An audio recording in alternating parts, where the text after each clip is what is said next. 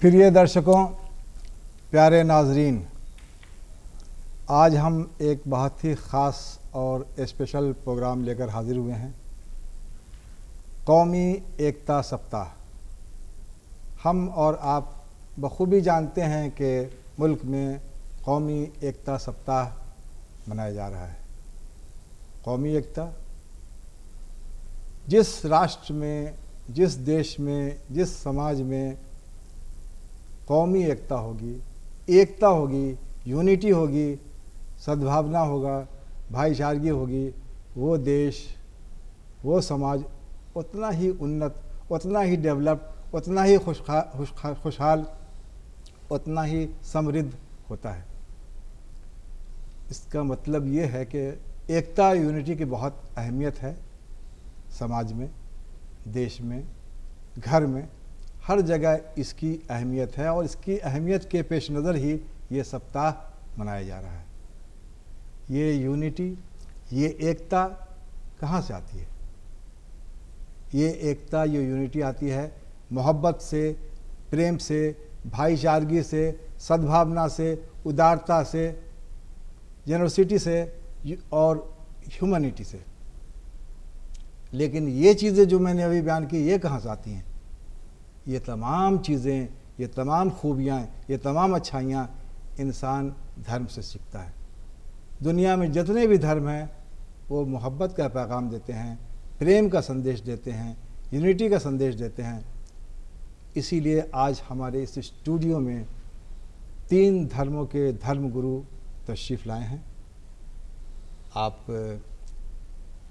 मौलाना रिजवान इस्लाही साहब हैं, इस्लाम के पैरोकार, जमात इस्लामी हिंद बिहार के अमीर यानी स्टेट हेड। इस्लाम धर्म पर इन्हें अथॉरिटी हासिल है, उसका प्रचार प्रसार करते हैं जमात इस्लामी हिंद के तवज्जुह से। हमारे दूसरे मेहमान हैं रेस्पेक्टेड फादर जेम्स जॉर्ज साहब। आप कैथोलिक चर्च बांकीपुर में अपना रिलीजियस ड्यूटीज़ को परफॉर्म करते हैं। ईसाई धर्म पर इन्हें अथॉरिटी हासिल है और ये भी उस धर्म के प्रचार प्रसार में लगे रहते हैं, उसकी टीचिंग्स को फैलाते हैं। आप हमारे बाबा विवेक द्विवेदी साहब हैं। ये सनातन धर्म के अनुयायी हैं, सनातन धर्म के प्रचारक हैं और धर्म जगत में अपना एक सम्मानजनक स्थान रखते हैं। मौलाना इस्लाही साहब, फादर जॉर्ज साहब और बाबा द्विवेदी साहब, आप तीनों का इस स्टूडियो में हम इस्तकबाल करते हैं, स्वागत करते हैं। शुक्रिया। You are most welcome. अब हम अपने टॉपिक पर आते हैं। एकता, कौमी एकता, राष्ट्रीय यूनिटी। मेरा पहला सवाल मौलाना रिजवान अहमद इस्लाही साहब से है।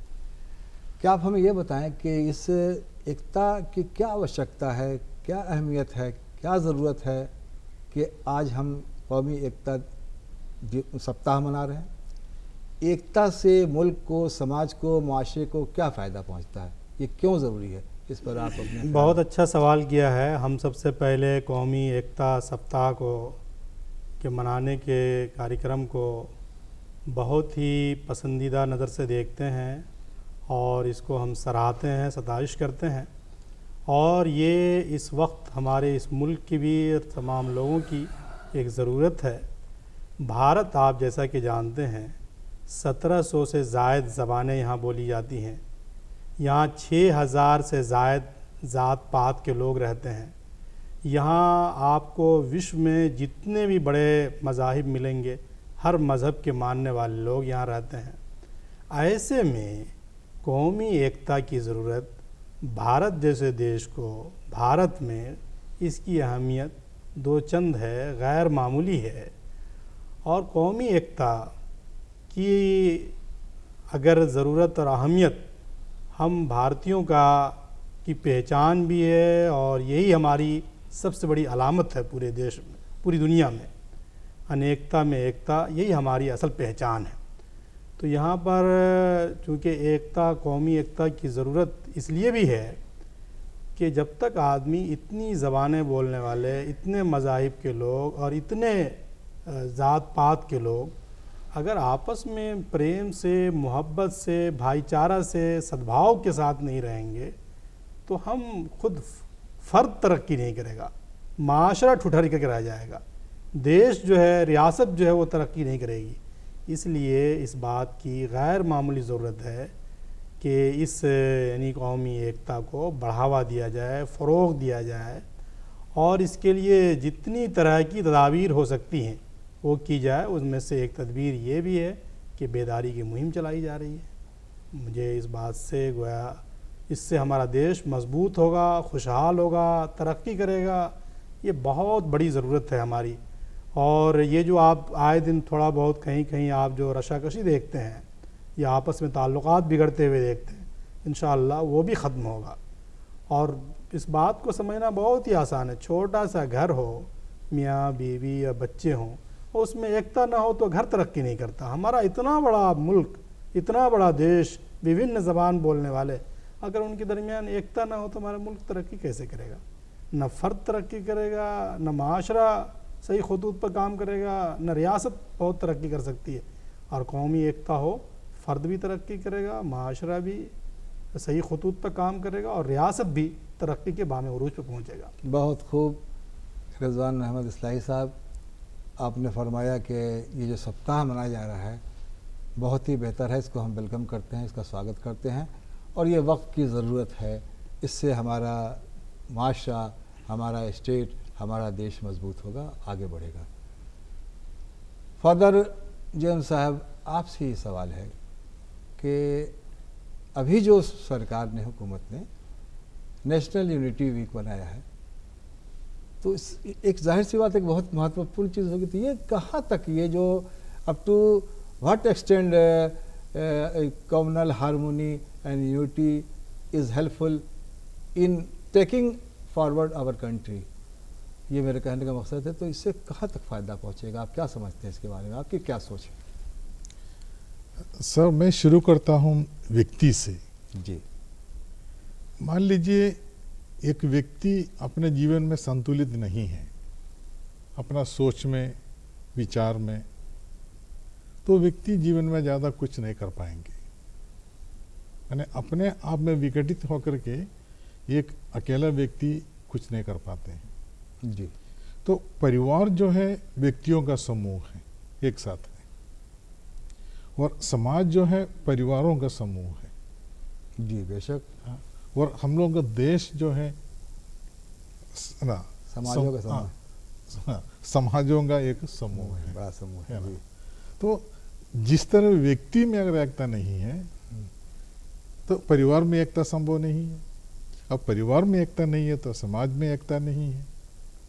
तो एक व्यक्ति कितने भी शिक्षित क्यों न हो, है ना, धनवान क्यों न हो, वो अकेला कितना काम कर सकते हैं।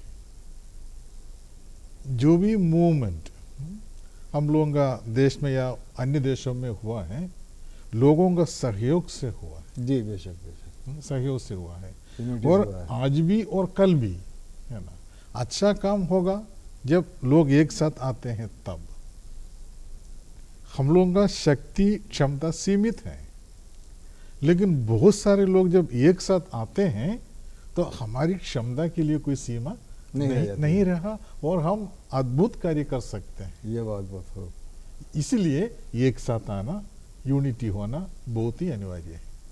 इस सप्ताह को आप एक आवश्यक महत्वपूर्ण कदम बताते हैं। बिल्कुल बिल्कुल बिल्कुल, और इसको वेलकम करते हैं। ये श्योर मैं करता हूँ। बाबा द्विवेदी साहब, अब आपसे हम मुखातिब हैं।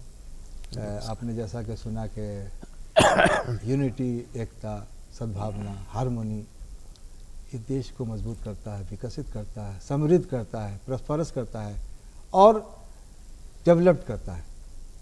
इसीलिए हम लोग इसकी अहमियत को समझते हुए सरकार ने एक यूनिटी, नेशनल यूनिटी वीक बनाने का फैसला किया और इसमें हम लोग गुजर रहे हैं सप्ताह से। आपका क्या विचार है, देश में, समाज में यूनिटी की क्या अहमियत है, क्या महत्व है, क्यों इसकी आवश्यकता है, क्यों इस पर इतना बल है सरकार का? बिल्कुल जी, बहुत अच्छा प्रश्न पूछा है आपने। भारत एक ऐसा देश है जिसमें सभी धर्मों के लोग प्रेम से सद्भाव के साथ रहते हैं। और सनातन धर्म की ये परंपरा रही है वसुधैव कुटुंबकम, कि सारी पृथ्वी जो है एक परिवार की तरह है, पूरी दुनिया। और पूरे दुनिया में भारत ही एक ऐसा देश है, जननी जन्मभूमिश्च स्वर्गादपि गरीयसी। हम लोग भारत को भारत माता की संज्ञा देते हैं, और भारत में रहने वाले जितने भी भारतीय हैं, चाहे वो हिंदू हो, बाबा आप इस मुस्लिम पर हो, ये बताइए कि प्रोग्राम की सिख आवश्यकता है। क्या है? वो तो भी धर्म की बात है। प्रोग्राम की जरूरत पर, जी। आवश्यकता पर, तो सब लोग देश की तरक्की के लिए, अमन चैन के लिए, खुशहाली के लिए जी जब तक एक साथ नहीं आएंगे, एक अच्छे विचार के साथ, एक अच्छे सद्भाव के साथ, तब तक कभी कोई देश उन्नति नहीं कर सकता। किसी भी देश की उन्नति में उनके नागरिकों का यह कर्तव्य है कि वह देश के प्रति, समाज के प्रति, सभी धर्मों के प्रति जी एक साथ जोड़ के सद्भावपूर्ण माहौल बना के और देश की तरक्की के लिए काम करें, अमन चैन के लिए काम करें। दुनिया में जितने भी धर्म हैं, सबका संदेश यही है, एकता, एकता, सद्भावना, सद्भावना, मानवता, बहुत खूब, Humanity। बहुत अच्छी बात आपने कही। जी विवेक द्विवेदी जी, आपके विचार वही हैं जो सरकार चाहती है। इंसान और इंसानियत, यही इंसान सबसे बड़ा और धर्म। इंसानियत के संदेश जाता है एकता से। बिल्कुल। मौलाना रिजवान अहमद इस्लाही साहब, जैसा कि अभी हम लोग की गुफ्तगू से, हम लोग की बातों से, हम लोग के डिस्कशन से ये बात तय पाई कि सरकार ने जो कौमी एकता सप्ताह मनाने का जो फैसला किया है, बहुत ही अहम, महत्वपूर्ण, बहुत इम्पोर्टेंट और बहुत ही मीनिंगफुल बिल्कुल। ये सरकार का प्रोग्राम है। और इसको मतलब कि हम लोग की तरफ से बल दिया जाना चाहिए, हम लोग की तरफ से कोऑपरेशन दिया जाना चाहिए। अब ये बताइए कि हम लोग यहाँ 3 धर्मों के लोग जमा हैं, जैसा कहा कि अनेकता में एकता का देश है, जी कसरत में वहदत का देश है ये। तो आप ये बताएं कि इस्लाम धर्म, अब यहाँ इस्लाम धर्म है, ईसाई धर्म है और सनातन धर्म है, तीनों बड़े धर्म हैं, तीनों दुनिया के बड़े धर्म हैं। बिल्कुल। तो इसमें इस्लाम धर्म हमें किस तरह से एकता, यूनिटी, सद्भावना, हारमोनी, हम आहंगी, भाईचारगी, अखुवत, फटर्निटी का सब मतलब हमें पैगाम देता है? क्या इस्लाम सिखाता है? कैसे हम समझें कि वो एकता पर बल देता है, मिलजुल कर रहने पर बल देता है, वो इंसान को इंसान से मोहब्बत करना सिखाता है? आपसे ज़ुबान से हम लोग सुनना चाह रहे हैं। देखिए, बहुत अच्छा सवाल आपने पूछा है। कुरान में तो गोया कसरत से ये बातें कही गई है कि या युहन्नास इन्ना खलकनाकुम मिन ज़करिन व उन्सा व जअलनाकुम शऊबन व क़बाइला, कि हमने इंसान को एक ही नर और नारी से पैदा किया, फिर मुख्तलिफ़ क़बाइल में, मुख्तलिफ़ शऊब में बांट दिया। कहीं कहा गया इसको हमने नफ्स वाहिदा से पैदा किया, एक ही गोया नर और नारी या एक ही आदम के सब लोग संतान हैं, और उसी से सारी इंसानियत को। एक हदीस में रसूलुल्लाह सल्लल्लाहु अलैहि वसल्लम ने फरमाया कि अलखल्क़ु कुल्लुहुम अयालुल्लाह, तमाम के तमाम मखलूक जो है, सिर्फ इंसान नहीं बल्कि चरिंद परिंद भी सब अल्लाह के मखलूक हैं, कुंबा है, ख़ानदान है। ऐसे में इस्लाम की जो शिक्षा है वो ये है कि जब सारे मानव जाति बल्कि सारे मखलूक अल्लाह का कुंबा है, तो उनके दरमियान भेदभाव नहीं होना चाहिए, प्रेम होना चाहिए, मोहब्बत होना चाहिए। एक बाप के अगर 4 बेटे हों या 5 बेटे हों या तो आप क्या उनके दरमियान तफरीक करेंगे? और फिर कुरान ने तो यहाँ तक कहा है कर्रमना बनी आदम, तमाम के तमाम इंसान को हमने काबिल एहतराम बनाया, काबिल इज़्ज़त बनाया, रिस्पेक्टेबल बनाया है। और इस्लाम की शिक्षा में ये चीज़ें गोया किसी को हकीर नहीं जानो, किसी का मजाक तक न उड़ाओ, इस तरह की जो तालीमात मिलती हैं। और कौमी एकता, रसूलुल्लाह सल्लल्लाहु अलैहि वसल्लम के बारे में आपने सुना होगा, जब मक्का से हिजरत करके मदीना गए, वहाँ जो विभिन्न धर्म के लोग थे, उन तमाम लोगों को एक प्लेटफार्म पर जमा किया और कहा कि ठीक है, आप अपने अपने धर्मों पर रहिए आप, लेकिन हम लोग जो है एक साथ मिलजुल कर कैसे रहेंगे। तो वो शिक्षा आप सल्लल्लाहु अलैहि वसल्लम ने अपनी ज़िंदगी में करके दिखाया। उतना ही नहीं, आपने हिल्फुल फजूल का वाक़या अगर सुना होगा, तो उसमें तो आप सल्लल्लाहु अलैहि वसल्लम ने मुल्क के इंसानियत की भलाई के लिए, किसी पर जुल्म ना हो, इस्तेहसाल ना हो, सबके साथ मसावात हो, कोई किसी का हक गबन न करे, उसके लिए आपने उस वक्त जो है NGO कायम किया था। और आपने फरमाया कि मुझे सुर्ख ऊँटों से भी ज़्यादा इसको पसंद है। तो इस्लाम में गोया एकता की, प्रेम की, मोहब्बत की, सद्भाव की जड़ें काफ़ी मजबूत है। और ये बात तो अल्लामा इकबाल की ज़बानी आपने बार बार सुना होगा। हम तो सारे मज़हब के बारे में बात बोलते हैं कि मज़हब नहीं सिखाता आपस में बैर रखना।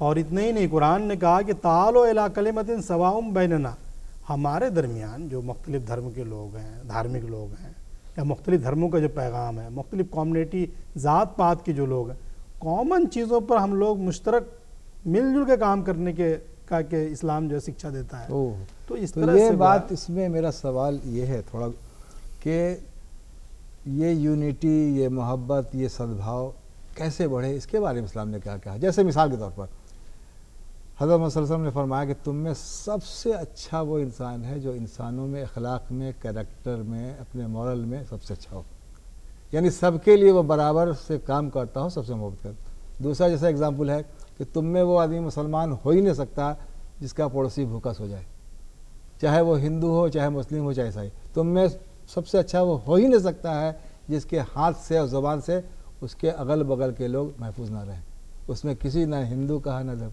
तो ये जो सीख बताया, तो में सबसे अच्छा वो है जिसके अखलाक अच्छे हों, वो इतना अच्छे से मिलता हो कि एकता पैदा हो, मोहब्बत पैदा हो। ऐसी और भी सीखें होंगी उसके अंदर, कुरान के अंदर, हदीस में, जिससे इंसान से जुड़े, इंसान से मोहब्बत बढ़े। जी, बहुत सारी तालीमात हैं। अभी आपने कुछ मिसालें भी दी जी, हैं। जी, मैंने चंद और कुरान मजीद में तो गोया हमने कहा कि एक दूसरे को कि कहा गया किसी के तुम मजाक भी मत उड़ाओ। हाँ, हो बिल्कुल। सकता है कि वो तुमसे बेहतर हो। वहाँ पर औरतों के लिए भी, मर्दों के लिए भी, दोनों को अलग अलग करके मुखातब किया गया कि इतनी बड़ी बात कि किसी से आप, किसी को आप हकीर न जानें, किसी का मजाक न उड़ाएं, किसी का हुकूक गबन न करें, हक गबन करने से, बल्कि इस्लाम में एक बड़ी शिक्षा है वो माफ़ कर देने का, मुसावात, बराबरी का, अदल का, क़याम अदल व किस्त पर कुरान ने बहुत ज़्यादा ज़ोर दिया है। जब अदल और मुसावात होगा, लोगों के हुकूक एक दूसरे के अदा किए जाएंगे, समझे जाएंगे, तो वहाँ से प्रेम और मोहब्बत, भाईचारा बढ़ता है। लेकिन जब ये सब चीज़ें वो हो जाती हैं, लोग एक दूसरे को तकलीफ़ देते हैं, अजियत पहुँचाते हैं, तो गोया इस्लाम ने तो जगह जगह इसको बहुत खूब, बहुत अच्छी बातें आपने बताई। और इस्लाम के बारे में बताया कि इस्लाम 10 देता है दूसरे से मोहब्बत करने का, दूसरे से प्रेम करने का, दूसरे को अपना बना के रखने का। मैं फादर जेम्स साहब से मेरा सवाल है ये कि ईसाईयत तो मोहब्बत का धर्म है जी, मोहब्बत का दीन है, मोहब्बत को आम करने की बातें हैं, माफ़ करने की बातें हैं, तो इसमें ख़ास क्या टीचिंग्स हैं जो हमारे कौमी एकता में को प्रेरित करेंगी, आगे बढ़ाएंगी, और कौन से एक्शंस किए जाने चाहिए क्रिश्चियनिटी की तरफ से जिससे विभिन्न धर्म के लोगों में एकता, सद्भावना बढ़े? देखिए, जीवन में हम सबको अपनी अपनी पसंद जी, है ना, लेकिन बाइबल यही हम लोग को शिक्षा देती है कि अगले के साथ आप वैसा व्यवहार कीजिए जो व्यवहार आप चाहते हैं कि अगला आपसे करे, है ना। इसका माने आपको जो पसंद नहीं है आपको और किसी के साथ कभी करना ही नहीं है। बहुत खूब, बहुत। आप इस्लाम में भी यही है कि जो तुम दूसरों के लिए पसंद, अपने लिए पसंद करो, वही दूसरों के लिए पसंद करो, वही चीज़ आपने बताई बाइबल में। बहुत यही है, ये वो समानता। इसलिए मैं आपको दूसरा नज़र से देख नहीं सकते हैं, क्योंकि हमको पसंद नहीं है कि दूसरा कोई हमको ऐसा देखे या हमसे ऐसा कुछ बोले। इसलिए जो आपको पसंद नहीं है आप दूसरे के साथ मत कीजिए। मुझे अच्छा लगता है जब दूसरे लोग मुझे प्यार करते हैं, तो मुझे भी, मैं भी प्यार करूं। हाँ, दूसरों को प्यार करूं। मैं चाहता हूँ कि लोग मेरा जो छोटी मोटी गलतियाँ हमसे क्षमा करें, तो प्रभु हमको सिखाए कि पहले आप क्षमा कीजिए, तब क्षमा के प्रार्थी हुई। हाँ, अगर आप क्षमा किए हैं तब आप क्षमा के योग्य हैं, अगर आप नहीं किए हैं तो आप क्षमा के योग्य नहीं हैं। तो व्यवहार में हमको पहले अगले का ध्यान रखना है, और हमारे व्यवहार में ऐसा कुछ ना हो जो मुझको खुद पसंद नहीं हो। जी, मत्ती के इंजील में एक जगह मैंने देखा था कि लव योर नेबर, अपने पड़ोसी से प्यार करो। हाँ, कितनी बड़ी बात है ये। और सर, पड़ोसी कौन है? पड़ोसी बगल में रहने वाला नहीं है केवल, वो पड़ोसी तो है हाँ, वो भी है। लेकिन जो जरूरतमंद है, दोस्त वाली नीड, तो उसी में फिजिकल डिस्टेंस कोई मायने नहीं रखते हैं। नहीं तो वो अलग क्वेश्चन हो गया हाँ। कि नीडी और जो नीडी नहीं है। यहाँ बात है कितनी बड़ी शिक्षा दी जा रही है इस्लाम में भी और क्रिश्चियनिटी में कि जो तुम्हारे पड़ोस में उससे मोहब्बत करो।